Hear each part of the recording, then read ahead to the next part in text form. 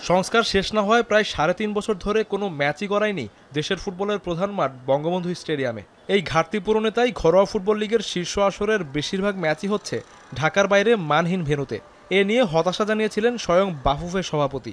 আমাদের বর্তমানে ৩টা এডিশনাল মাঠ আছে, স্টেডিয়াম আছে, যেখানে আমাদের স্বীকার করতে হয় যে বাংলাদেশের টপ প্লেয়ারদের জন্য ওই খেলা উপযুক্ত নয়। তবে ভেন্যু নিয়ে বাফুফেকে এবার সুখবর দিলেন ক্রীড়া উপদেষ্টা।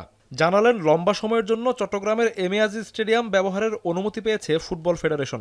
বললেন বঙ্গবন্ধু স্টেডিয়ামেও ম্যাচ গড়াবে শিগগিরই।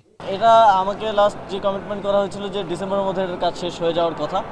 আশা করি জানুয়ারি থেকেই খেলা মাঠে ফিরবে। এবং আপনারা হয়তো জানেন যে আমরা এম এ আজিজ স্টেডিয়ামটা অলরেডি 10 বছরের জন্য বাফুফেকে লিজ দিয়ে দেওয়া হয়েছে, সেটাকেও সংস্কার করে ফুটবল সেখানে শুরু হবে।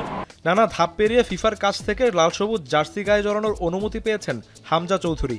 বাংলাদেশ দলে ইংলিশ ক্লাব লেস্টার সিটির মিডফিল্ডার খেলবেন, তা দেশের ফুটবলে আলোচিত ঘটনা, যা বাংলাদেশের ফুটবলের জন্য ইতিবাচক বলে মনে করছেন ক্রীড়া উপদেষ্টা।